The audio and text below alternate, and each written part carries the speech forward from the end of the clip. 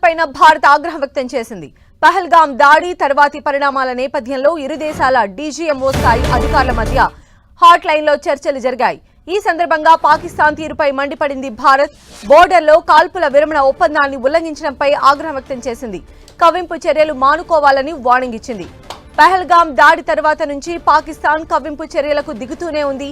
ఓవైపు భారత్ యుద్ధానికి దిగుతుందనే భయంతో వణికిపోతూనే సరిహద్దుల వెంబడి కాల్పులకు తెగబడుతోంది. ఎల్ఓసీ వెంబడి కాల్పులు జరుపుతూ ఉండగా భారత సైన్యం సమర్థంగా తిప్పికొడుతోంది. ఇటు అరేబియా సముద్రంలో పాకిస్తాన్ యుద్ధ నౌకలను మోహరించి ఇరు దేశాల మధ్య వాతావరణాన్ని మరింత హీటెక్కిస్తోంది.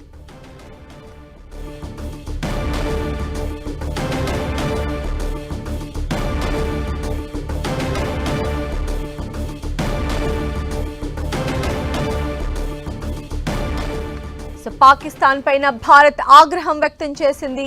పహల్గాం దాడి తరువాతి పరిణామాల నేపథ్యంలో ఇరు దేశాల డీజీఎంఓ స్థాయి అధికారుల మధ్య హాట్ లైన్లో చర్చలు జరిగాయి. ఈ సందర్భంగా పాకిస్తాన్ తీరుపైన మండిపడింది భారత్. బోర్డర్లో కాల్పుల విరమణ ఒప్పందాన్ని ఉల్లంఘించడంపైన ఆగ్రహం వ్యక్తం చేసింది. కవ్వింపు చర్యలు మానుకోవాలని వార్నింగ్ ఇచ్చింది. పహల్గాం దాడి తరువాత నుంచి పాకిస్తాన్ కవ్వింపు చర్యలకు దిగుతూనే ఉంది.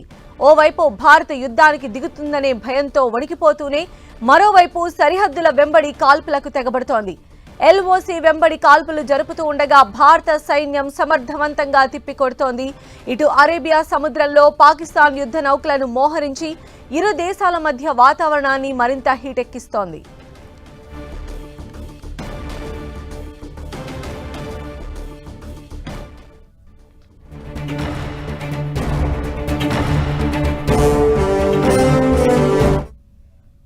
లష్కరే తోయిబా చీఫ్ హఫీజ్ సయీద్ కు పాకిస్తాన్ అండగా నిలుస్తోంది.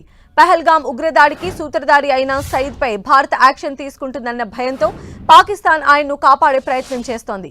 ఇప్పటి వరకు తాము కూడా టెర్రరిజానికి బాధితులమే అంటూ చెప్పుకొచ్చిన పాకిస్తాన్ ఉగ్ర నాయకులకు అండగా నిలుస్తోంది. లాహోర్లో హఫీజ్ సయీద్ నివాసానికి ఆయన కుటుంబ సభ్యులకు పాకిస్తాన్ భద్రత పెంచింది. హఫీజ్ నివాసానికి వెళ్లే దారుల్లో బలగాలను మోహరించడంతో పాటు డ్రోన్లతో ఇంటిని పహారా కాస్తోంది.